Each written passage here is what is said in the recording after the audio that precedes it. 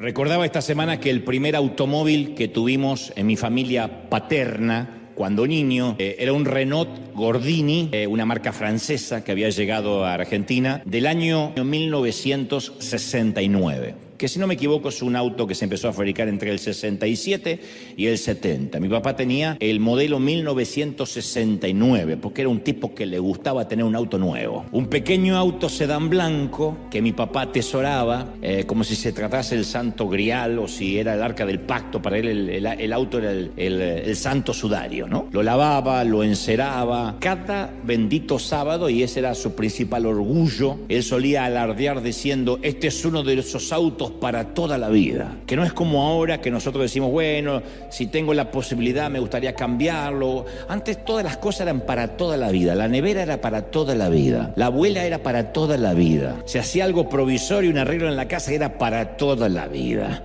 la cocina para toda la vida, y el auto no podía ser la excepción. Pero mi padre tenía una particularidad y era una aversión a los mecánicos. Los detestabas, lo siento por los que son mecánicos acá, pero no sé qué le habrán hecho a mi papá. Él creía en una conspiración de los mecánicos. Él decía que cuando uno llevaba el auto al taller, los mecánicos, por lo menos argentinos y de aquel entonces, arreglaban el desperfecto, pero a la vez le rompían alguna otra pieza para obligarlo a regresar en pocas semanas. Mi papá juraba que era así. Decía, siempre te arreglan algo y te desarreglan otra cosa para tenerte de cliente cautivo. Porque notás que cuando yo vengo con el auto arreglado empieza a hacer un ruidito en otra parte, esto me lo hacen a propósito. Así que él decía, yo no creo en los mecánicos. Y por ende, cuando sentía que el motor comenzaba a hacer algún ruido extraño, él mismo desguazaba y desarmaba el motor para ver de dónde salía ese ruidito. Era así, era una autopsia el auto.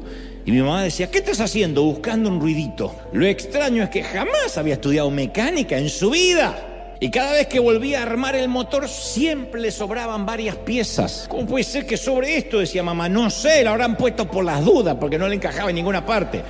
Obviamente no existían los tutoriales en internet de cómo armar y desarmar un auto, pero él lo desarmaba como un Lego y lo volvía a construir. Pero le sobraban partes, no sé cómo no nos matamos. Pero hubo un suceso en particular que yo no he podido olvidar. Salimos un día en familia, no muy lejos, porque él decía que el auto no era para llevarlo lejos, ni mucho menos para entrar en la capital federal. Había que andar siempre por la zona. Eran autos que no lo quería arruinar porque era para toda la vida. Y como mi padre siempre solía hacer, encendió la radio apenas salimos para escuchar su estación AM de tango. Él escuchar tango. Era siempre muy alegre, que me abandonó, que me dejó la morocha. Si subías al auto dudando en suicidarte o no, no te quedaban dudas. En el mismo momento, misteriosamente de golpe, cuando salimos, él prendió la radio, se enciende el limpiaparabrisas de manera alocada, así que tenía como 2 o 3 velocidades el limpiaparabrisas y se encendió de la manera más rápida, así que muy enojado, papá trató de detener el limpiaparabrisas, porque él decía que si el parabrisas estaba seco, porque no estaba lloviendo, hacía que el vidrio se rayara. No había caso, el limpiaparabrisas estaba poseído y no había manera de apagarlo, únicamente pudo detener el limpiaparabrisas, deteniendo el auto, estacionando y apagando el motor, pero no nos podíamos quedar varados ahí, así que apenas encendía de nuevo el motor, el limpiaparabrisas endemoniado comenzaba a moverse de manera frenética. Obviamente mi padre, como eran los padres de antes, nos culpó a nosotros, a mí, a mi hermano, y vociferaba, esto es por culpa de ustedes que me andan tocando el auto no es para jugar. Entonces, no hicimos nada, pero decía, ustedes son los culpables. Y su frustración iba escalando, su enojo también, hasta que la persona más espiritual de la familia, mi madre, obvio, dijo en voz alta, viejo, esto es obra del diablo, esto es Satanás, no culpes a los chicos, esto es obra del diablo. ¿Y sabe por qué pasa? Porque cuando salimos, en vez de orar, ¿qué hace el Señor al subir al auto? ¡Ay, pone la radio para escuchar música mundana! Entonces, mi mamá siempre aprovechaba para pegarle al caído. Mi mamá era Putin, tiraba bombas y... Si en vez de escuchar música mundana, hubiésemos orado, y apagó así el tango de la radio, y vino el milagro, el limpiaparabrisas se detuvo. Ya adivinaste, ¿no? No tenía que ver ni el pobre diablo ni nosotros, sino que mi padre en su último armado del motor había cruzado los cables y había cableado la radio junto al limpiaparabrisas. Cuando apagó la radio se acabó el limpiaparabrisas. Habiéndote contado esta historia, quiero que nos hagamos algunas preguntas que requieren respuestas muy honestas, muy sinceras. ¿Por qué a veces en la vida tomamos decisiones irracionales y absurdas, contraproducentes. Digo, ¿por qué a veces nos esforzamos tanto en cambiar y después terminamos haciendo esas mismas cosas que detestamos y que dijimos que íbamos a cambiar? Es que al igual que mi padre, quiero que reciban esta palabra con humildad como yo la recibo, tenemos los cables cruzados. Tenemos un cable mal, haciendo mal contacto. Dices, por ejemplo, nunca más me meto en la vida ajena. Mira los problemas que me trajo por meterme en la vida ajena. No me pongo a dar más consejos si no me lo piden. Pasan unos días y ahí estás otra vez metiéndote donde nunca te llamaron. Solo le anda limpia parabrisas, te anda solo, la lengua solo. ¿Sabes que la última vez que te preocupaste no resolviste nada? Tuviste toda la noche preocupado. ¿Qué digo toda la noche? Noches de una semana entera preocupado o preocupada. Sin embargo, después nada pasó. No fue tan grave. Y ahora que todo marcha bien, eres de las personas que busca una nueva preocupación. Señor, dame una preocupación porque me siento mal que todo va bien. Otro, decides que ya no te va a importar lo que piensen los demás. Basta, no me importa, solo me importa Dios. Y te pasas viendo qué comentan de tu foto de Instagram o qué dicen de tu último posteo. Te enoja ver el estado de cuenta de tu tarjeta de crédito, pero sigues comprando cosas innecesarias y aumentando el saldo, como si la tarjeta se pagara sola. Te prometes tener más tiempo de calidad con tu familia y sin embargo, si haces cuenta, te pasas el fin de semana haciendo maratones de Netflix y desconectado de los tuyos. Decides que vas a perder peso, pero cada viernes y sábados hace de cada comida tu última cena, esperando que alguien te traicione porque todo lo demás está igual, y vives ordenando comida chatarra. Dices la última vez y dices tengo que comer saludable, pero vives ordenando comida chatarra. Encendemos la radio, pero se nos enciende el limpiaparabrisas. O en palabras simples, como mi padre o como el auto de mi padre, tenemos los cables cruzados. Todos tenemos ciertos cables cruzados y tenemos que detener el auto, abrir el cofre o el capot y encontrar qué es lo que está mal. ¿Por qué tomamos decisiones y hacemos lo contrario? Y la razón por la cual tomamos malas decisiones se debe, en la mayoría de los casos, a la manera en que funciona nuestro cerebro. Porque yo podría inmediatamente ahora espiritualizar todo y decir son demonios, como dijo mi mamá. Este es el diablo que nos hace andar el limpiaparabrisas, porque siempre es más fácil culpar al diablo que al sonso que armó el auto. Siempre es más fácil espiritualizar la cosa porque entonces tiramos el problema afuera. El diablo me tentó, el enemigo me hace tomar malas decisiones. Fue el diablo que me dijo que pida In-N-Out para comer toda la semana. No fue el enemigo, tiene que ver el diablo. Si queremos ganar la guerra, esta batalla espiritual, hay que ganarla en la mente en primer lugar. Y tenemos que estar dispuestos a renovar el cableado de nuestros patrones de pensamiento, o sea, volver a cablear nuestro cerebro, que a priori, en primera instancia, no tiene que ver lo espiritual ahora. Ahora no, llegaremos a eso en momentos. Pero lo primero es una manera de pensar que uno, independientemente si es muy consagrado, si tiene a Cristo o no, si está lleno del Espíritu Santo o no, el cableado de la mente es otra cosa, disímil uno del otro. Nuestros pensamientos moldean lo que somos, tales como pensamos, tales como somos. Nuestras vidas siempre van a seguir la dirección de nuestros pensamientos, no del entorno, no necesariamente de los mensajes que se predican. Tarde o temprano, o más tarde que temprano, nuestros pensamientos van a dirigir nuestras vidas. Y tanto la Biblia como la ciencia moderna proveen evidencia fehaciente de que esto es verdad. En Filipenses 4:8, Pablo le escribe a la iglesia de Filipos y dice: por lo demás, hermanos, todo lo que es verdadero, todos conocemos ese episodio, me parece, todo lo que es verdadero, todo lo digno, lo justo, lo puro, lo amable, lo honorable, si hay virtud alguna o algo que merece elogio, entonces en eso pensad, en eso meditad. La orden de Pablo es: intencionalmente busca cosas buenas para pensar. No dice, y bueno, cada uno le tocó la mente que le tocó. A algunos prenden la radio y se le enciende el limpiaparabrisas. No, él dijo, hay que pensar en algo que sea digno, que tenga cosas buenas, en lo honorable. Es como una elección, un tamiz, un colador, donde uno dice, esto es lo que voy a pensar y esto es lo que no voy a pensar. Pablo afirma que nuestros pensamientos terminan moldeando nuestras vidas, todos. Terminan moldeando nuestras parejas, terminan moldeando nuestras profesiones, nuestras reacciones en la vida. Y la psicología moderna desarrolló toda una disciplina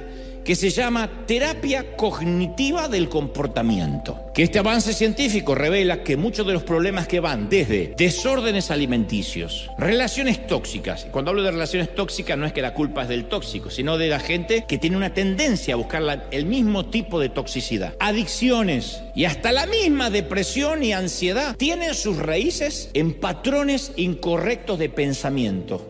La raíz es pensamientos que no deberían estar allí, que devienen en depresión, en somatizar enfermedades. Y cuando la Biblia y la psicología moderna hablan de lo mismo, a mí me dan ganas de investigar, de saber más. Cuando los científicos concluyen que lo que decía Pablo hace miles de años era verdad, lo que decía Jesús es cierto, y a mí me llama la atención. Primero porque no hay una dicotomía entre la ciencia y la Biblia, pero cuando coincide, cuando son coincidentales en algo, a mí me sorprende, porque la vida que tenemos es un reflejo de aquello que pensamos, no hay otra. Y lo que pensamos determina lo que vamos a llegar a ser mañana.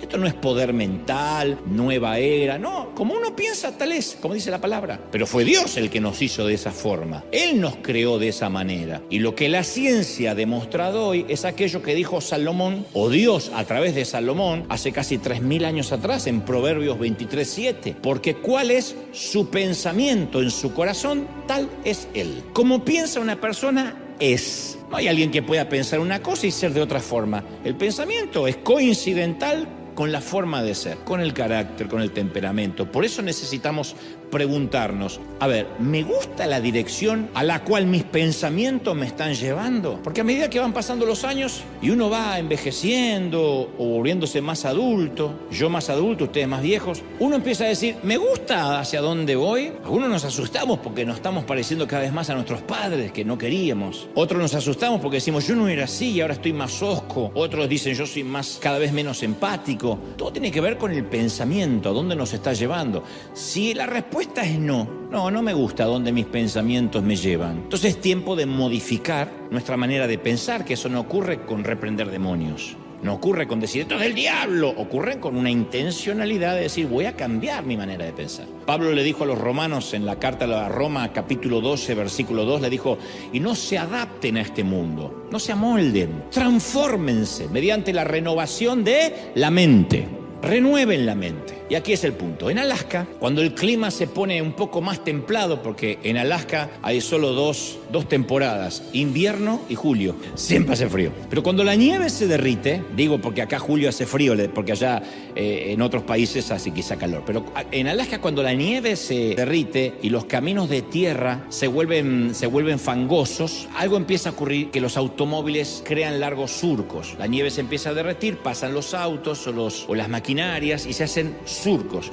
Y hay letreros por Alaska, lo pueden corroborar, que dice, elija cuidadosamente su surco porque va a estar en él los siguientes 100 kilómetros. Cuando uno se mete en el surco no puede salir, porque después es nieve alrededor, se está derritiendo pero se hace un surco. Entonces todos sabemos lo que se siente estar atrapados en un surco. Pensar lo mismo, hacer las mismas cosas, repetir patrones de conducta, experimentar los mismos problemas una y otra vez. Como si estuviéramos irremediablemente, como en Alaska, cuando se empieza a derretir la nieve, atrapados en un fangoso y escarpado camino, un bucle en el cual no podemos salir. Ahí estamos. Y cuando el surco se hace más profundo, cuando los neumáticos están totalmente dentro de ese surco, podemos soltar el volante y el vehículo parece un Tesla, avanza solo. Uno suelta el volante y el volante a lo sumo se mueve así, pero no se sale del surco. No se puede salir del surco. Atorado en una dirección sin opciones de salir, hasta que el viejo surco termine. Eso funciona así. Y a propósito de esto, así es como funciona nuestro cerebro. No importa cuán open mind o cuán moderno nos sintamos. Cada pensamiento que tenemos produce un cambio neuroquímico en nuestra mente. Y nuestro cerebro se va rediseñando en torno a ese pensamiento, viejo o nuevo. El cerebro es un centro de mando que dirige las partes de nuestro cuerpo a través de las neuronas. Y las neuronas se entrelazan para crear mensajes. Y los mismos mensajes enviados crean lo que se llama una vía neuronal. La presencia de una vía neuronal o lo que se llama también un engrama. Un engrama vendría a ser, ¿alguien se acuerda los LP que tenían que poner, si se movía un poquitito así la agujita esa? Ya está, no estaba cantando Frank Sinatra, era el exorcista, se movía. Era un engrama perfecto, ¿se acuerda? Y los que se acuerdan lo que es un LP ya están en edad de hacerse una colonoscopia anual. Bueno, en la mente un engrama es una huella o trazo de memoria en nuestro cerebro como resultado de una experiencia que influye en próximas decisiones, en nuestro futuro. O esos engramas, no es difícil de comprender esto, esos engramas son fundamentales para el desarrollo cognitivo, emocional, porque afectan nuestra percepción, nuestra manera de aprender cosas en la vida. De modo que esas vías neuronales son como surcos cerebrales. Imaginemos que es un surco en Alaska, donde uno mete los neumáticos y ahí va.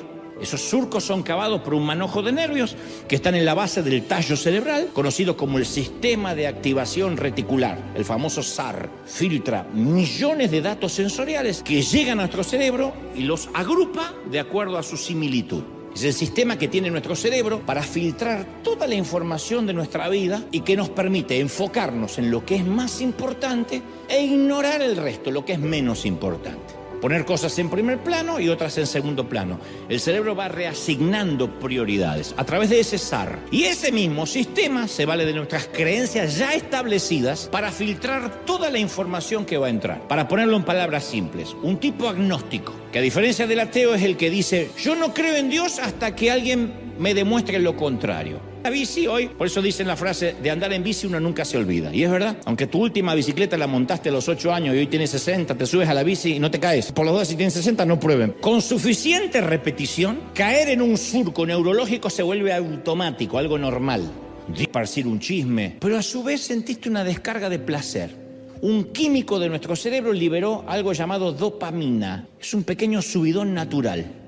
Es la forma que el cerebro nos dice: en esto, hay que repetirlo. Al menos una vez más, estuvo lindo, se sintió rico. De modo que cuando estabas agobiado, dijiste: está bien, bebo otra copa de vino, la última vez me hizo bien. Consumiste otra vez porno porque te liberó y te relajó. O seguiste manteniendo una mentira. Y esta vez te sentiste menos culpable. Porque la primera vez sentiste culpa, pero la segunda vez la culpa bajó. Y después cada vez fue más sencillo y obtuviste cargas de dopamina. Y las próximas veces serán aún más fáciles para hacer. No hay remordimientos, ya no hay culpa, no hay temor. No quiero comparar, en términos de pecado todos los pecados son iguales, el chismoso y el homicida, según Dios. Pero en un tema criminal las cosas no son iguales, en el marco legal, humano. Pero eso confiesan los asesinos en series. El primer asesinato me sentí una basura, no podía dormir. El segundo costó menos al tercero y el cuarto mata gente como moscas. Porque estamos desarrollando una nueva vía neuronal, lo que Pablo define una mente cauterizada. ¿Qué es una mente cauterizada? Una mente que se cicatrizó a la conciencia. Entonces lo que hacemos muchas veces forma un viejo surco que no reconocemos, que no nos trae ni convicción de pecado, ni remordimiento, porque es un viejo surco. Ahí ponemos los neumáticos y ahí vamos. Es nuestra normalidad. Fuimos diseñados para crear hábitos de surcos neurológicos de manera fácil y eficiente para que transitemos por ellos. Dios nos diseñó así. Eso es muy útil para cepillarse los dientes sin tener que pensar, pero sería dañino para comer de más. Entonces hay surcos o huellas preestablecidas que nos desvían del camino en el que sabemos que Dios quiere que estemos. Y estamos en otro surco, lejos de Dios. Pero lo hacemos con tanta naturalidad que no nos damos cuenta que estamos fuera de la voluntad de Dios. Uno de mis surcos mentales más frustrantes, con lo que he tenido que luchar gran parte de mi vida, implican, aunque no lo creas, la necesidad de validación y aceptación. Me costó identificarlo, porque cuando es tu normalidad, salvando las distancias, como cuando el mexicano a uno le dice: ¿esto pica? No, ¿qué va a picar? Y comes lo que te dice que no es picante y te lo acuerdas cuando entra y a la salida también te acuerdas. Yo no le creo a un mexicano cuando dice: esto no pica. Ahora, ¿por qué? Porque miente. Porque es su normalidad, porque le dan el biberón con chile. Entonces lo que es normal para alguien es anormal para el otro, pero él tiene un surco de picante. Es normal. Y si quizá le sacan el chile, no encuentra sabor a la comida. En términos de humanos y espirituales y anímicos es similar. Y en mi caso, yo por años, mi surco fue que por años, insisto, fui tentado a la mentira, a creer la mentira de que puedo hallar validación en el resto de la gente. Por años. Así que yo tuve que identificar esa mentira, no fue fácil, que creo que me llevó a un viejo surco mental, irracional y contraproducente que data de mi niñez. Entonces tuve que hacerme preguntas difíciles y crudas, porque renovar la mente no es algo que le puedo decir, Señor, renueva mi mente y ya. Pablo dice, pensá todo lo bueno, se ve que es un ejercicio intencional. Para bajar de peso uno tiene que comer sano e ir al gimnasio, caminar, no puede decir, Señor, adelgázame, Padre, adelgázame esta mañana en tu nombre. Cosa que tenemos que hacer. Ahora, ¿por qué yo creo esa mentira de que necesito la validación? ¿Cuándo comenzó en mí esa falsa creencia? Bueno, posiblemente cuando me enteré que mis padres no me habían planificado, cuando me dijeron pensamos que eras un tumor, cuando soslayaron la idea que por culpa de mi nacimiento mi madre enfermó de cáncer junto con el embarazo, cuando al crecer vivía con la sensación de que yo era una molestia, yo andaba por la vida diciendo yo sé que molesto, ya me voy a ir, ya voy a poder pagar por lo que como acá. Siempre me sentí una molestia. No estoy culpando a mis padres, digo, quizás no me lo dijeron de una manera directa, pero de algún modo me hicieron sentir, o así yo lo sentía o lo percibía, y yo empecé a repetir un pensamiento hasta que se me hizo un surco.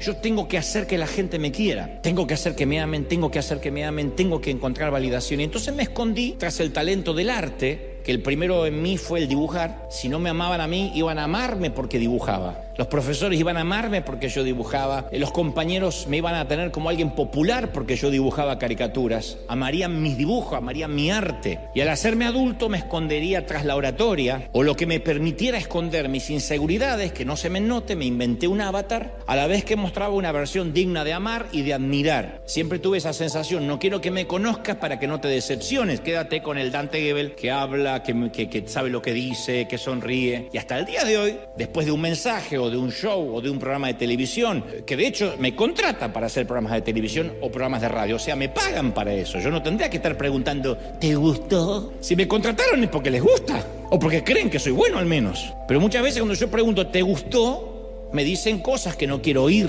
Yo digo, ¿por qué sigo preguntando? Yo soy de hacer mucha catarsis frente al espejo, porque cuando uno no tiene que inculpar, está maravilloso mirarse al espejo y decir, pero ¿qué tiene en la cabeza? ¿Qué tiene en la cabeza? A mí me gusta decir, hace 30 años que haces esto, Dante, hace 30 años te diciendo, me gusta, ¿te gustó? ¿Qué te importa? ¿Te gustó? ¿Sí? Y a veces sale alguien, algún técnico me mira y dice, ok, y se va. Y se va del baño como diciendo, este hombre no está bien. Claro, porque cuando uno dice, ¿te gustó lo que hice? Algunos suponen que tienen que darte un consejo que a veces no estás buscando. Pero eso lo hacía yo cuando empecé a predicar hace muchos años. Yo me quedaba saludando a toda la gente para que me dijeran cómo estuvo y si estuvo lindo. Y después me iba al estacionamiento por si me faltó alguno. Ya no sufro de eso tanto, ¿no? Pero ese fue un surco que yo lo tenía inconscientemente. Entonces, ¿qué hay contigo? ¿Cuál es tu surco? Quizás cuando eras joven la respuesta de tu madre a todos los problemas era la comida. Cuando eras bebé, llorabas, ¡pum!, te encajaba en el biberón. Tenías 2 años, te caías, te raspaba la rodilla y la solución no era un apósito, era un helado o un chocolate. Ya está, ya pasa, coma. Cortaste con tu novio, tu madre te ofrecía un plato de sopa caliente, un buen plato de pupusa porque no había mucho dinero. Tu cerebro, ¿qué creó? Una vía neuronal. Las neuronas se enlazaron en el mismo mensaje. Si estás herido, enojado o triste, come algo. Consuélate con comida. Y ahora comer es una respuesta orgánica a tu problema. Eso no se va reprendiendo demonios.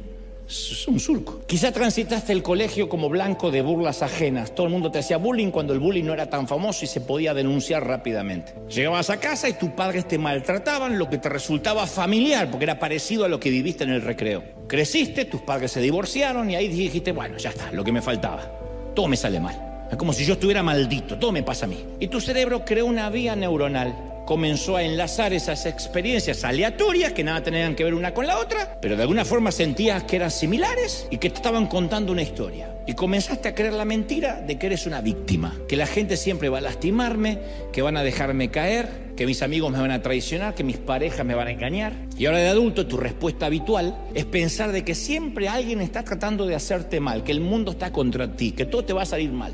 Tal vez terminaste una relación difícil, entonces saliste a la calle y te cambiaste el color del cabello. En el caso que eres una dama, te hiciste las uñas, compraste un montón de ropa nueva que no necesitabas. Tu cerebro liberó dopamina y te sentiste bien en semanas. Por fin, la primera vez que pienso en mí. ¿Qué hace el cerebro? Hagámoslo otra vez, está bueno. Crea una vía neuronal. Tu cerebro crea un surco y cada vez que rompes una relación sales a comprar algo.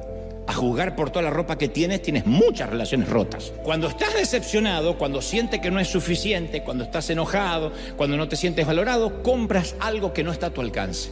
Y ahora todo está en la tarjeta de crédito, lo que agrava el problema. O una noche te sentiste aburrido y te pasó lo peor que te puede suceder cuando te sientas ante internet. Buscar algo que no sabes qué estás buscando. Cuando uno va a internet y dice, a ver,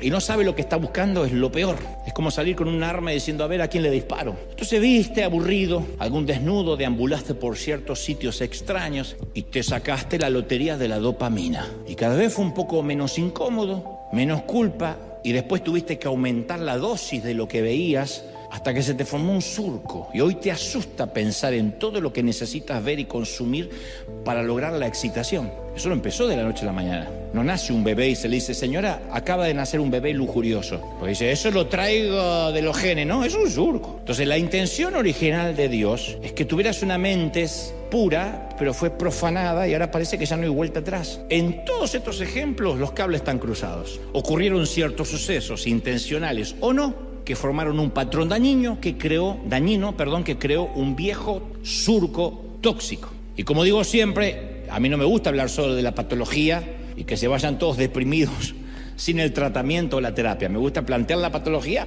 e inmediatamente dedicar a la otra parte del mensaje a la solución, o al menos a algo que se asemeje a una solución.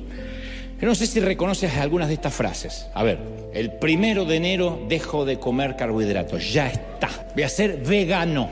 No. Desde el lunes hago ejercicio todos los días, ¿eh? No, pero empieza una vez a la semana. No. Todos los días, ya está. Otra. Me voy a desconectar de las redes sociales. Me harté. ¿Qué me importa lo que hace mi prima del otro lado? Me harté. Le saco el like a todo y desaparezco. Y después está... me hice uno anónimo para que no sepan que estoy mirando, pero... Ya no voy a prestarme para los chismes. Ya no. Le voy a decir, eso no me edifica. Entonces, ¿por qué la escuchaste otra vez? No, porque era jugoso lo que tenía. Voy a leer la Biblia todas las mañanas, ya lo decidí. ¿Por qué no funcionan esas promesas y determinaciones? ¿Por qué? Porque no es que te estoy diciendo a ti no te funciona y a mí sí. ¿Por qué no funcionan? Porque el enfoque está en modificar la conducta. Y Pablo no dice, modifiquen la conducta, habla de modificar el pensamiento. Si no vamos a la raíz, que es lo que produce la conducta no cambia, porque estamos dentro de un surco. El que no le gusta hacer ejercicio no lo va a hacer porque está en el surco sedentario, chupo cerveza y miro la tele. No se va a mover de ahí. El que es ladrón se le nota, el que es estafador se le nota, porque no puede disimular ni con maquillaje ni con trajes italianos lo que es en su interior. De la abundancia del corazón habla la boca. Entonces todo lo que hacemos, cada palabra que decimos, cada actitud que expresamos, se origina en nuestros pensamientos. Y es una locura la poca atención que le damos a lo que entra en nuestra mente. Creemos que podemos mirar cualquier película. Es Sigmund Freud. Pablo. Por lo tanto, permitir que la naturaleza pecaminosa les controle la mente lleva a la muerte. No se anda con vuelta, no va con eufemismo, lleva a la muerte. No a una vida de menor categoría, a la muerte. Pero, añade Pablo, permitir que el espíritu les controle la mente lleva a la vida y a la paz. Entonces la investigación prueba que la forma que alguien crea una mentira es repetir la mentira. Eso decía quien le hacía la propaganda a Hitler, Goebbels. Nada que ver conmigo, él era Goebbels. Él decía miente, y tarde usamos el 10% de nuestro cerebro. ¿Quién dijo? Y si usamos el 10%, ¿cómo sabemos que hay más? Es una mentira. No está comprobado por nadie eso. El alcohol ayuda a dormir mejor. Eso lo dijo un tío borracho. ¿Qué va a ayudar a dormir mejor? Te palma, pero no duermes en paz. No es reparador el sueño, por eso da la resaca de la mañana. El frío causa resfriados. No, el frío no causa resfriados. Son bacterias, no el frío. Uno se puede resfriar en verano. El desayuno es la comida más importante del día. Dijo uno que le encanta comer a la mañana. Y como que lo dijo un médico. Los alimentos integrales no engordan. El azúcar moreno es más sano que el blanco. Tampoco es verdad. Te va a envenenar igual. Lo que pasa es que es más negrito, pero te va a envenenar igual. Si el niño se golpea en la cabeza, no lo dejen dormir porque quizás no se despierte más. No existe eso. El cáncer se hereda. No. La gran muralla china se puede ver desde el espacio. ¿Quién fue el astronauta de acá que dijo eso? ¿Quién? Uno va a la muralla china y no hay forma que se vea del espacio. A los toros les enfurece el color rojo. Ni ven el color los toros. Nunca despiertes a un sonámbulo porque se puede morir. ¿Quién lo dijo? ¿Saben las suegras sonámbulas que hay que despertarían los yernos con gusto? Si fuera esto, ¿verdad? Mentiras, pero se repiten, se repiten, se repiten. Una de las peores, 1 año de perro son 7 años de humano. Mi perrito tiene 5, o sea que tiene 35 años. ¿Quién te lo dijo? Las suegras existen porque el diablo no puede estar en todas partes. Ahora que estuve en Argentina me presentaron un yerno feliz, de verdad. Me dice, yo sé que hablas, Dante, siempre de la suegra, yo sé que es chiste, pero yo amo la mía. Y me encanta porque la mía se llama Lucía Fernández y le digo amorosamente Lucifer.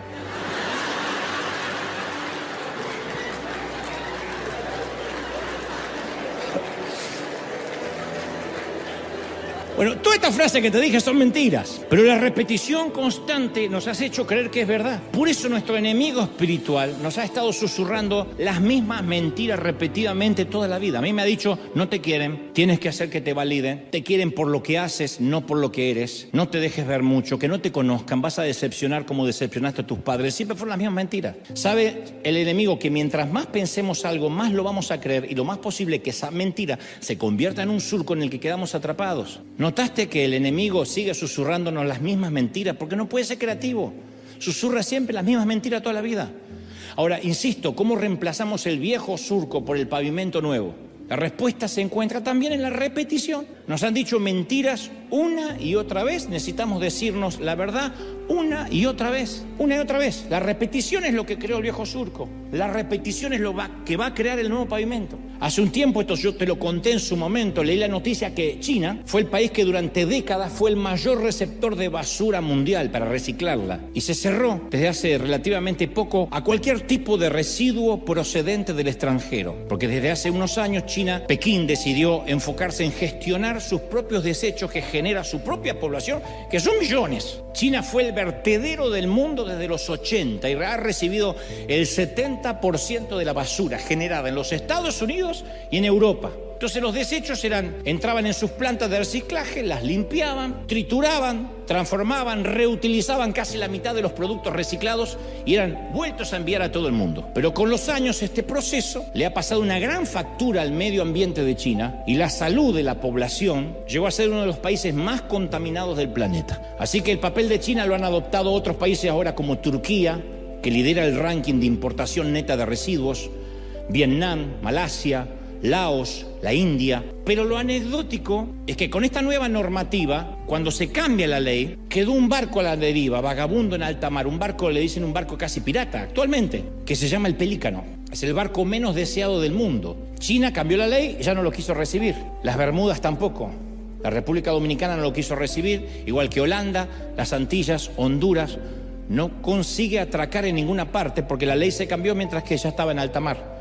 Haití lo rechazó. Este carguero de 142 metros contiene 15.000 toneladas de basura. Botellas de cerveza, pañales usados, restos de comida, moscas. El Pelícano partió desde Filadelfia y quedó a la deriva en el océano. Hasta la fecha, nadie quiere su montón de basura. Los noticieros titularon el caso como el efecto Pelícano, que fue acuñado inmediatamente por psicólogos. Siempre los psicólogos están a la casa de estas cosas, ¿no? Cuando una persona es muy tóxica, le dicen que sufre el efecto Pelícano, porque nadie lo quiere en sus puertos. ¿Quién querría acoger un corazón maloliente? La vida nos va vaciando basura sobre la cubierta. Todo se va amontonando, la basura nos afecta, contamina nuestras relaciones y podemos estar seguros de esto. Los pensamientos llenos de basura de hoy son las acciones y lo que va a apestar mañana. Los celos de hoy son las causas del divorcio de mañana. Los celos de que, bueno, ¿quién no cela? Te van a causar rupturas mañana. El fanatismo de hoy es el crimen de odio de mañana. La grieta de hoy es el odio de mañana. El enojo de hoy es el abuso de mañana. La lujuria de hoy es el adulterio de mañana. La codicia de hoy es la estafa de mañana. La culpa de hoy es el miedo de mañana. Si dejamos la basura a bordo, apestaremos y la gente lo va a oler. Al principio es como el olor a pata, lo sienten todo menos el dueño. Después lo siente hasta el propio dueño y después ya no lo siente más. El problema de los tripulantes del Pelícano fue el hecho de especular que iban a seguir haciendo negocio con la basura. Y un día las leyes cambiaron y quedaron a la deriva. Y esto también es el problema de la vida. Si estamos llenos de basura, se nos va a terminar cerrando todos los puertos en donde potencialmente podríamos atracar. Entonces necesitamos una terapia intencional para reemplazar nuestro cargamento Tenemos que limpiar el pelícano de basura y estar listos para recibir un cargamento saludable. Pero casi siempre invertimos el orden. Tratamos de cambiar el interior mediante la alteración exterior. Creemos que si pintamos el barco por fuera, seguiremos cargando desechos y nadie lo va a notar. ¿Cómo nos vamos a librar del aroma a basura sin deshacernos del cargamento? Por regla general, nuestras emociones proceden de nuestros pensamientos. Primero es el pensamiento, después las emociones. Las personas desanimadas tienden a tener pensamientos depresivos. Primero el pensamiento y después el desánimo. Y en el peor de los casos, la depresión. Las personas preocupadas no nacen preocupadas. Tampoco se le dice a una mamá, le acaba de nacer un bebé preocupado. Se aprende y terminan en ansiedad. Ansiedad es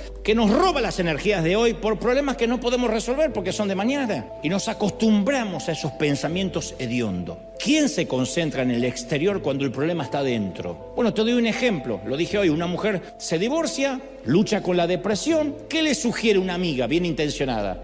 Ay, no, ya está, cómprate ropa nueva, cambia el look, implántate senos, glúteos a estrenar. Están haciendo 2x1 acá en Los Ángeles. Pagas un glúteo y te dan 2. Hazte un nuevo corte de cabello. Que él vea, que vea a tu ex, a la mujer, a la potra que se perdió. Y esto es, que cante, te quedó grande la yegua, jinete. Y esto es aplicar un tratamiento por fuera mientras que ignoramos lo de adentro. El peinado no va a cambiar lo de adentro.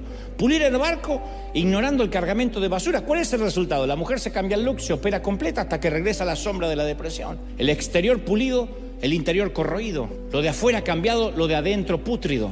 Entonces los cambios cosméticos siempre son solo a nivel piel, siempre. Y si no hay una siembra de nuevos pensamientos, no cambia nada. Colosenses 3:2 dice, concentren su atención en las cosas de arriba, no en las de la tierra. Concentren, otra vez la orden, intencional. Romanos 8:5, los que viven conforme al Espíritu, fijan la mente en los deseos del Espíritu. Fija la mente, no dice el Espíritu Santo te lo hará fijar. Fija tu mente en las cosas del Espíritu. Así que lo primero que pensamos en la mañana es la primera pieza del dominó en caer y que va a impactar el resto de los pensamientos durante el día. Es verdad, si dices hoy voy a tener un pésimo día, es una profecía, vas a tener un pésimo día. No anda a la cafetera, ¡oh! Ya me empezó a salir mal las cosas. Va a empeorar, la cosa va a empeorar, porque lo que temes te sobrevendrá. Entonces uno tiene que comenzar el día con la palabra de Dios. Todos los días pavimentando los viejos surcos. Tienes que poner una cinta, unos carteles que diga obra en construcción, porque eso no se pavimenta una mañana, ¿eh? Tengan paciencia, Dios no terminó conmigo, estoy pavimentando mis surcos. Y permitir que Dios vuelva a cablear de a poquito el cerebro. Ese es el arte de meditar en Dios, sacar las cosas malas que nos enseñaron nuestros padres, que heredamos, o de la cultura. Yo no sé qué se te viene en la mente cuando digo meditar, pero según la Biblia es enfocar los pensamientos en Dios. La meditación oriental es otra cosa, es un vaciado de la mente. Que te dicen vacía la mente, no, la Biblia dice es lo opuesto. La meditación bíblica es llenar nuestra mente con la palabra de Dios, no vaciarla, llenarla, reemplazar los surcos por pavimento, deliberadamente en aquello que permitimos que entre a nuestra mente. Así que por una vez quisiera sugerirte que aprendamos algo bueno del gobierno de China, de Pekín. Es hora de decir, no acepto más basura, punto, se acabó. Mucho menos basura extranjera, que hay gente que se preocupa por basura extranjera, y darle un portazo a ser el vertedero del mundo. Toda la basura mental tiene que ser desalojada para dar lugar a un nuevo patrón de pensamiento. Hay que revocarle la visa de turista a los pensamientos negativos que se quieren quedar a vivir de ilegales en nuestra mente. Es hora de hacer una redada y sacar los pensamientos ilegales. Y decir, yo voy a pensar lo que quiera pensar, voy a ser intencional. El poder de la mente es, alguien se puede morir, si empieza a declarar que se va a morir, se termina muriendo, somatiza. Entonces es hora de limpiar nuestro barco y es hora, mi gente, de pavimentar los viejos surcos, que no son la senda antigua, son viejos surcos.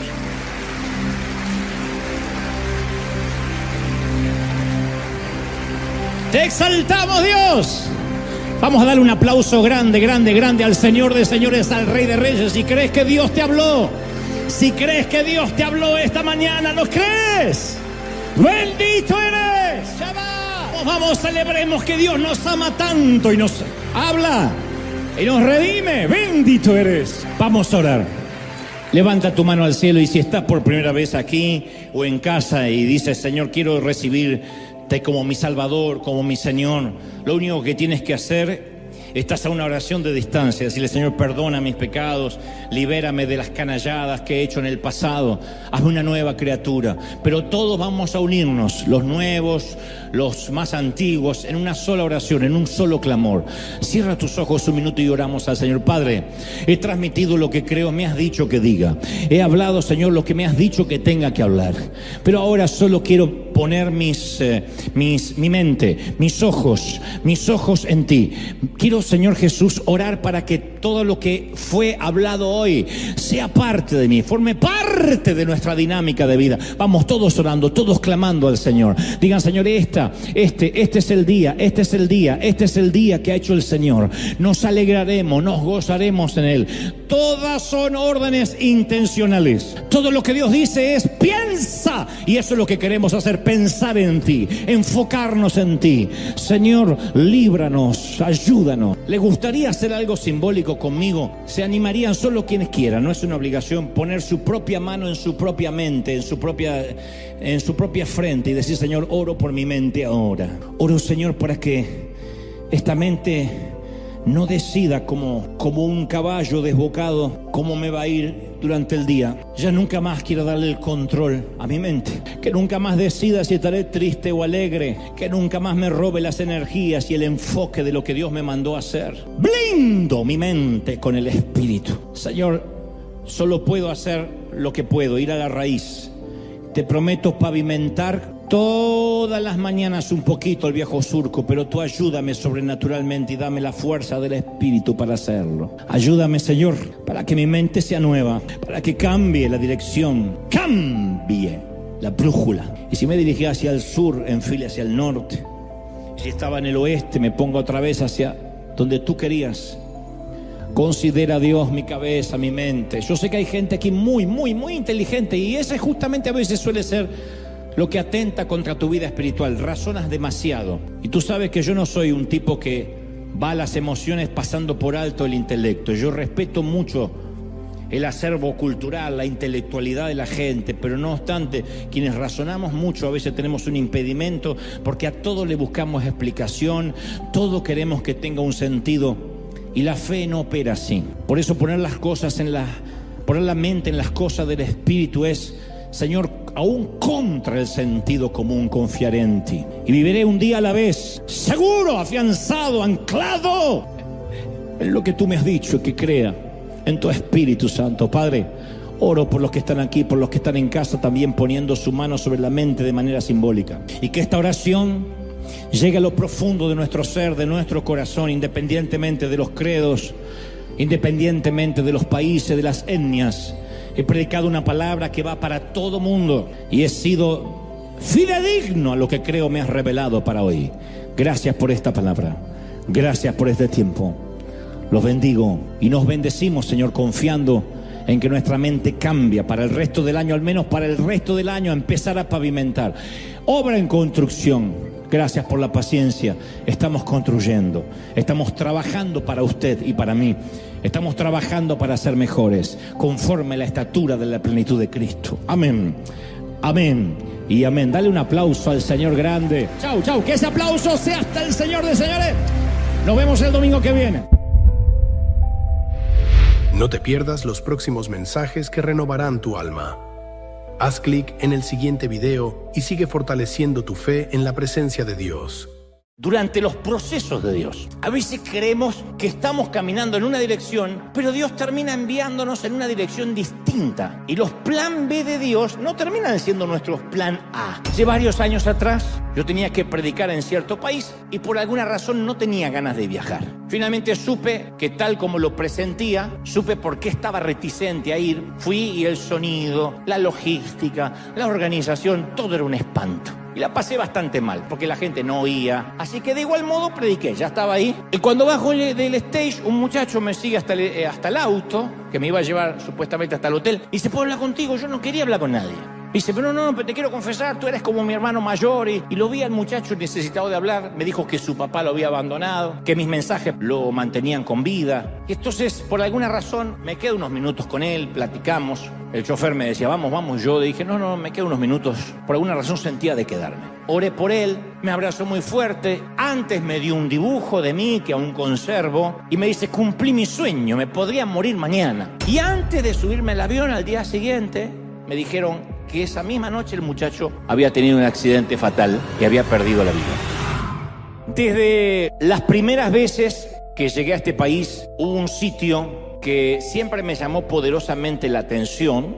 Es el Museo de Cera de Madame Tussauds. Hay uno aquí en Los Ángeles, hay otro museo de cera en Las Vegas, en New York, en Washington. Hay por todas partes uno de estos museos. Entre muchas ciudades, museos de cera. Es la reproducción de cera casi exacta de todas las celebridades, vivas o muertas, en un solo lugar. Entonces ahí podemos encontrar desde David Beckham a Barack Obama, desde Nelson Mandela a Elvis, Michael Jackson, Marilyn Monroe, Brad Pitt, Shakira, Jennifer Aniston, Sofía Vergara, Abraham Lincoln, Paquita la del Bar. No, esa que no creo que esté. En algunos casos de las figuras de Hollywood lucen la ropa original. Las figuras de cera lucen la ropa original de alguna película donada por las propias estrellas. Y hay gente que, si es un poco distraída y está dando vueltas dentro del museo, es capaz de pellizcar a una persona real pensando que se trata de una estatua de cera. Las veces que yo fui, siempre me sentí tentado a ponerme al lado de una de esas estatuas y quedarme lo más quietito posible así, a ver si alguien me confundía con alguien de cera y que diga, ¡ay, qué real! Y te pellizque, ¿no? De hecho, esa idea se le ocurrió ya a Arnold Schwarzenegger, quien se hizo pasar por una estatua, vestido, luqueado como Terminator, y cuando se movió de pronto para saludar a los turistas, casi mata de un infarto a dos señoras. Lo que sucede es que cuando entramos a ese tipo de museo, luego de unos cuantos minutos de ver gente que no es real, perdemos el sentido de quién es de cera y quién no lo es. Especialmente cuando vemos señoras demasiado maquilladas. Uno dice, ¿serán de cera? No, están maquilladas nomás para salir. Y creo que algo similar a veces nos pasa en la vida real. En ocasiones, cuando uno está rodeado de tanto fingimiento, ya no distinguimos a ciencia cierta lo que es verdadero. Por eso los expertos afirman que para detectar los billetes falsos hay que familiarizarse mucho con los billetes reales. Uno no puede aprenderse todos los billetes falsos que existen y que se van a inventar. Entonces uno tiene que aprenderse cómo lucen al tacto, porque existen diferentes tipos de billetes falsos, pero hay que entrenarse, insisto, en conocer los auténticos para detectar de manera inmediata los que son una réplica. Pero aún así, uno puede vivir rodeado de falsedad. Y esto se debe a que la mayoría preferimos fingir hasta nuestra propia identidad. El fingimiento es parte de la raza humana. Nunca mostramos realmente lo que somos. Las redes sociales es la punta del iceberg de lo que trato de decir. ¿Se acuerdan cuando tenías 20 años y sacabas una selfie así y ya la publicabas? Después de los 50 uno saca 50, 60, 70 fotos, 32 filtros, hasta que ponemos una y todos en el perfil lucimos 30 años más jóvenes. Después lo ves en la realidad y es la mamá de la que aparece en el perfil. Porque nos gusta fingir. No importa que no somos esa persona. No importa que no somos reales. Mientras que crean que somos así y así lucimos, nos encanta fingir. Yo recuerdo que cuando tenía 17 años necesitaba un empleo que demandaban que tuviera 21. Y obviamente yo no estaba dispuesto a irme a casa y esperar 4 años hasta tener esa edad y conseguir el empleo. Así que tomé mi documento y meticulosamente con una hoja de afeitar cambié el último dígito de mi año de nacimiento. No sigan este ejemplo de mis años de mundano. Un momento perdido mío. Falsificar un documento público es un delito gravísimo. Pero de manera instantánea pude ganar 4 años más, así rápido, y conseguí el empleo. Además de alardear con las chicas de lo joven que me veía, que me decían, te ves muy joven para tener 21. Y sí, así me hicieron. Heredé la genética alemana, porque me veía más jovencito. Lógicamente tenía 17, pero yo quería tener 21 y cambié el documento. Obviamente aquel delito prescribió y hoy en día, si pudiera cambiar un número del documento, le quitaría años en lugar de agregarle. Pero todavía existen personas que borran parte de sus vidas y pretenden ser alguien que aún no son. Y todo lo hacemos en mayor o menor medida, todos fingimos. Y no creo necesariamente que sea por razones maliciosas, porque todos tenemos idea de quiénes queremos ser. Y mientras que llegamos hasta ahí, a esa persona que queremos ser, a veces fingimos ser más mayores, más inteligentes e incluso más espirituales de lo que realmente somos. Y cuanto más tiempo llevamos fingiendo, parece que lo estamos logrando y todos creemos que se lo están creyendo. Lo triste es que no podemos ni engañar a Dios ni engañarnos a nosotros mismos. Y somos tan buenos a veces engañando a la gente que terminamos creyéndonos lo que proyectamos. Pero el problema de simular tener 21 cuando apenas tenemos 17 es que terminamos creyendo que hemos llegado a un lugar que todavía no hemos alcanzado de manera orgánica o de manera natural. Es por eso que, insisto, a veces nos compramos casas, celulares o ropa costosa que en realidad todavía no podemos pagar, no lo podemos costear. Pero nos autoconvencemos de que sí, podemos hacerlo y disfrazamos eso de reverencia diciendo yo lo hago por fe, confiando en Dios, y después quedamos endeudados por años. Porque como decíamos el domingo pasado, nos equivocamos en la temporada. Y por la misma razón tomamos posiciones de liderazgo, o subimos a los escenarios, o emprendemos una empresa, cuando aún todavía no le hemos permitido a Dios que trabaje en nuestro carácter. Pero Dios no es alguien que confunde la cera con la realidad. Dios no se confunde. Dios no pellizca a una persona real pensando que es de cera, ni pellizca a una estatua de cera pensando que es real. Dios es el único que no se lo puede timar. Y en la Biblia aparece una historia de una pareja conformada por Ananías y Zafira. La historia es muy conocida. Vendieron algunas propiedades, un matrimonio que vendió algunas tierras. No hay que demonizarlos. Yo escuché que siempre que se habla de esta pareja se los demoniza, pero no eran villanos. No creo que eran tramposos de nacimiento. De hecho, estoy seguro que ellos amaban a Dios y amaban a la iglesia. Vendieron sus tierras, donaron todo el dinero. Bueno, casi todo el dinero. Estoy seguro que el lunes Ananías le dijo a Dios y a todos los que lo rodeaban que iban a vender la tierra con su mujer e iban a donar todo el dinero. Probablemente repitió lo mismo el martes, dijo lo mismo el miércoles, el jueves alguien le preguntó y dijo sí, lo voy a donar todo. Quizás el viernes a todos los amigos le dijo lo mismo. Una vez más, voy a entregar el dinero de la venta de mis propiedades o de nuestras propiedades a la iglesia. El sábado fue a donde sus amigos y le preguntaron, nos dijeron que vas a donar todo. Y él dijo con orgullo, sí. Capaz que no estaba tratando de mentir ni de engañar a nadie. Y lo más probable,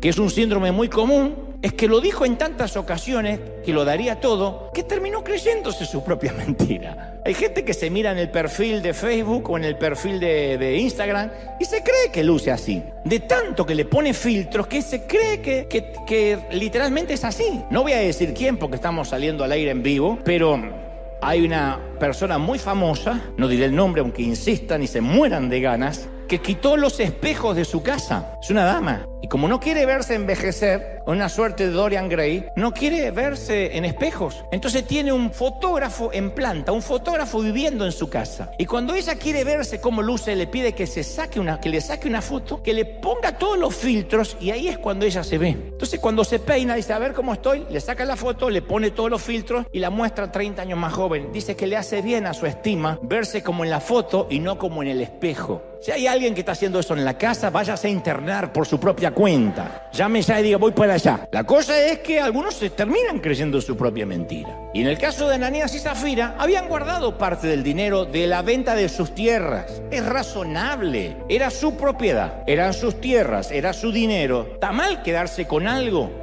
Y el resto, qué sé yo, el 80, el 90% donarlo a la iglesia. No, es fabuloso. ¿Quién hace eso? El problema de Ananías es que se estaba haciendo pasar por alguien que no era, él y su esposa. Y entonces dice la palabra que cayeron muertos delante de Dios. Insisto, Dios no es alguien que confunde la cera con la realidad. Dios vio que estaban aparentando una imagen falsa. Ellos le decían a todos a su alrededor que estaban en una posición a la cual aún no habían arribado, no habían llegado. En lugar de ser el matrimonio, conformarse con ser el matrimonio, que estaban donando una gran parte de la propiedad, ellos codiciaron un aplauso más grande. Ellos querían aparentar ser el matrimonio que podían darse el lujo de donarlo todo. Nadie les estaba pidiendo que donen todo. No tenían que decir que estaban donando todo, decir estamos donando una parte o no decir nada. Se me ocurre que quizá dijeron tanto que iban a donarlo todo, que aunque faltaba una parte, supusieron que técnicamente era como si lo estuviesen donando todo. ¿Están donando todo? Y sí. Y se miraron entre ellos y dice, porque donamos bastante, es como si fuera todo, pero no era todo. Y Pedro le dijo, hay un pequeño problemita. Chicos, ustedes no le han mentido al hombre, sino a Dios. Y todos mentimos más de lo que nos gustaría admitir. Cada vez que fingimos delante de las personas que estamos en un nivel de espiritualidad diferente al que realmente estamos, somos parte de la atracción del museo de cera. Somos timadores. Y la triste historia de Ananías y Zafira, la triste y célebre historia de Ananías y Zafira, nos revela cuán importante es para Dios que seamos realistas. Ninguno tenga más alto concepto de sí mismo del que deba tener, sino la realidad. Este soy. Transparente, abandonado, que mis mensajes lo mantenían con vida. Y entonces, por alguna razón, me quedo unos minutos con él, platicamos. El chofer me decía, vamos. Yo dije, no, me quedo unos minutos. Por alguna razón sentía de quedarme. Oré por él de manera rápida, tampoco voy a decir que me pasé media hora orando. Oré por él, me abrazó muy fuerte. Antes me dio un dibujo de mí que aún conservo y me dice, cumplí mi sueño, me podría morir mañana. Y antes de subirme al avión al día siguiente, me dijeron que esa misma noche el muchacho había tenido un accidente fatal y había perdido la vida. Y entonces supe que ese viaje no era el servicio lo que Dios tenía en mente, no era la reunión de la noche, sino que Dios había arreglado una cita para hablar con aquel muchacho. Y la Biblia está llena de esas historias de hombres y mujeres que fueron llamados para un propósito, pero en algún momento de sus vidas y por cierta temporada o por cierto proceso, Dios les cambió la dirección de manera inesperada o arregló una cita que no estaba en la agenda. El camino de Dios por lo general nunca es el más rápido. Pocas veces es el más fácil, pero siempre es el mejor camino. Aunque a nosotros nos suene un plan B, aunque a nosotros nos suene que no es lo que planificábamos. La historia de nuestro almendro continúa cuando su dueño, finalmente después que él ya es una vara, es un bastón, el dueño saca un cuchillo afilado y graba un nombre en el bastón. Número 17 relata que luego habló Jehová a Moisés y le dijo, habla a los hijos de Israel y tome cada uno de ellos un bastón por cada casa de los padres de todos los príncipes de ellos, 12 varas conforme a sus padres, y escribirás el nombre de cada uno en la vara. Escribirás el nombre de Aarón sobre la vara de Leví, porque cada jefe de la familia tendrá una vara que lo represente. Luego juntarás las 12 varas, los 12 bastones, y los pondrás en el tabernáculo de reunión delante del testimonio donde yo me voy a manifestar a ustedes. Entonces Moisés, por orden explícita de Dios, toma los 12 bastones, cada uno tiene el nombre de su dueño, entre los que estaba el almendro de nuestra historia, y los puso por orden de Dios tras la cortina de lino del tabernáculo, lo que era en ese entonces el lugar santísimo. Los gruesos pliegues de la cortina se cerraron y dejaron a todas las varas, a todos los bastones en un inquietante silencio, en una absoluta oscuridad. Y ahora sí, nuestro almendro está muy descorazonado. Esto parece una novela de Univisión. Ahora las cosas se puso fea. Porque el tipo dice, en un principio está bien, yo quería ser el mejor almendro de todo. Quería que mi mamá almendra estuviese orgullosa, que la abuela almendrosa estuviera más orgullosa. Está bien, no pudo ser, pero entonces al menos yo quería ser el mejor bastón de todos, la mejor vara, y ahora me siento abandonado. Y en ocasiones nosotros sentimos que Dios nos pone en stand-by. Es la extraña sensación que a veces Dios es como si nos hubiese jubilado antes de tiempo, como que nos llamó a retiro antes de lo que pensábamos. Hay temporadas donde Dios nos dice, parte de tu servicio es la obediencia, y la obediencia es que ahora te quedes en un sitio sin hacer nada. A los que tenemos hormigas en el corazón nos cuesta horrores que todo aquello para lo que pensábamos que nos estábamos preparando de pronto parece que no sirve para nada y nos sentimos vulnerables, desnudos, impotentes y abandonados, como en este caso nuestra vara de almendro en la oscuridad. Estoy hablando de cuando parece que fuimos abruptamente cortados de lo que creíamos que era nuestro propósito, nuestro destino, y no hay razones, no resiste análisis por qué fuimos cortados. Porque una cosa,